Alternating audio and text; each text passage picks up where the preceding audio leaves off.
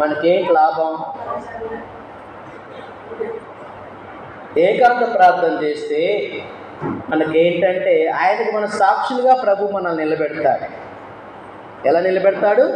సాక్షులుగా నిలబెడతాడు. తన యొక్క పరిశుద్ధాత్మ శక్తి మనకి అనుగ్రహిస్తాడు. ఏకాంత ప్రార్థన మనం చేసినప్పుడు పరలోక మర్మాలు మనకు తెలియజేస్తాడు. ఇంతకుముందు మీకు భక్తులు గురించి చెప్తూ ఉండేవాడు, సాధు సుందర్ సింగ్ అని కదా. ఆ భక్తులు కూడా జరగబోయే సంఘటనలు వాడు చెప్తూ ఉంటారు. దేవుడు తన యొక్క మర్మాల్ని తెలియజేస్తాడు. కాబట్టి ఏకాంత ప్రార్థన మన నిర్లక్ష్యము చేయకూడదు. ఏలియా అనే ఒక భక్తుడు ఉన్నాడు. ఆయన్ని దేవుడు కెరీతను వాగు దగ్గరికి వెళ్ళి అక్కడ ప్రార్థనలో కనిపెట్టమన్నాడు. చేస్తూ ఉన్నాడు ప్రార్థన. చేస్తామంటే జరగబోయే సంఘటనలు దేవుడు తెలియజేశాడు ఏలియా గారికి. ఏమని? ఆ దేశంలో వర్షము పడదు, 3.5 సంవత్సరాలు వర్షం పడదు, కరువులు వస్తాయి అని ముందుగానే దేవుడు తెలియజేశాడు. వెళ్ళి రాజుగారి దగ్గర చెప్పాడు. ఆ యొక్క రాజుగారికి, ఆహాబ్ అనే రాజుగారు తెలియజేస్తే 3.5 సంవత్సరం వర్షం పడదంటే వర్షం పడలేదు. ప్రజలందరూ కూడా అల్లమటేస్తున్నారు.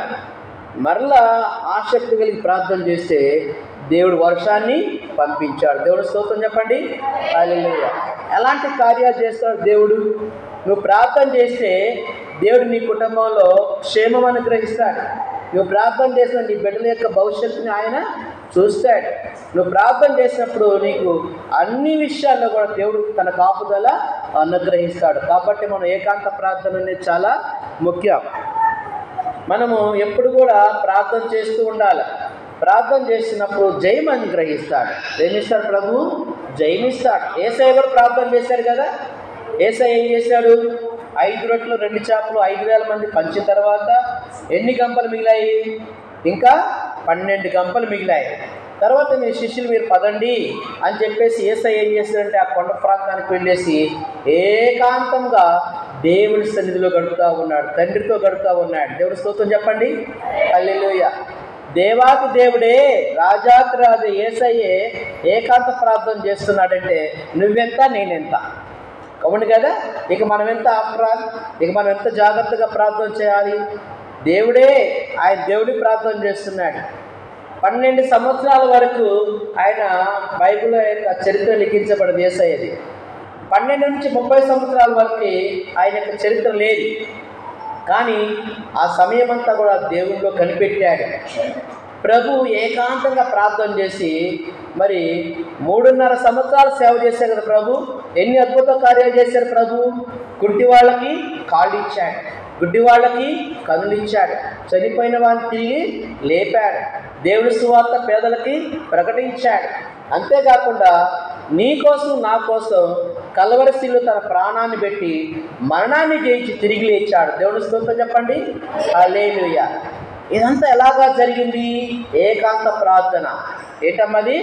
ఏకాంత ప్రార్థన. ప్రతి ఒక్కళ్ళు కూడా దేవునితో సహవాసం కలిగి ఉండాలంటే ఆ ఏకాంత ప్రార్థన మనలో ఉండాలి. అప్పుడు మనము దేవుని కార్యాలు మనం చూస్తాం, దేవుని యొక్క కృపావరాలు మనం పొందుకుంటాం. పౌలు గారు కూడా 3 సంవత్సరాల పైన ఏకాంత ప్రార్థన చేశాడు.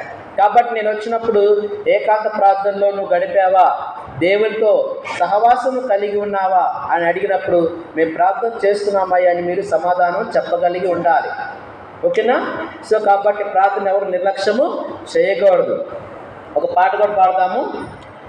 ఏది నీ సాక్ష్యమో, ఏది నీ త్యాగము, యేసు వార్తను చాటింపను, ఎలా నిర్లక్ష్యము రేపిరారము క్రైస్తవా. అపోస్తలులు శిష్యులు అపనిందలో హింసలో, అపోస్తలులు శిష్యులు అపనిందలో హింసలో అన్నిటి భరించి అన్నిటి భరించి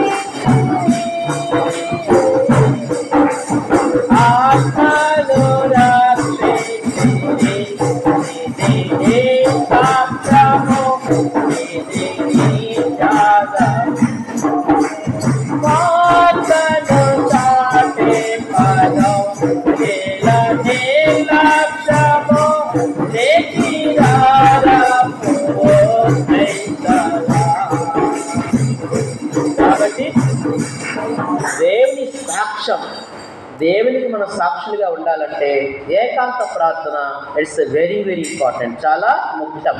ఏకాంత ప్రార్థనలో మనం ఎవరితో కలుసుకుంటాము? దేవునితో కలుసుకుంటాం. ఎవరితో కలుసుకుంటామమ్మా? దేవునితో కలుసుకుంటాం. ఏకాంత ప్రార్థనలో దేవునితో కలుసుకున్నప్పుడు దేవుని కృప నీకు అనుగ్రహించబడుతున్నది. ఏకాంత ప్రార్థనలో దేవునితో కలుసుకున్నప్పుడు ఈ సమస్యలన్నిటికీ ఒక సొల్యూషన్, ఒక పరిష్కారం అనేది ఉంటున్నది. ఏకాంత ప్రార్థనలో నువ్వు దేవుడితో గడిపినప్పుడు భవిష్యత్తులో జరగబోయే సంఘటనలను దేవుడు మనకు ముందుగానే తెలియజేస్తాడు. కాబట్టి ఎవరు కూడా నిర్లక్ష్యము చేయకూడదు. ఏకాంత ప్రార్థన చేయాలి. కుటుంబంలో ప్రార్థన చేయండి, సంఘం కొరకు ప్రార్థన చేయండి, ఆత్మలను రక్షించడం కొరకు ప్రార్థన చేయాలి. ఇది మన యొక్క బాధ్యత.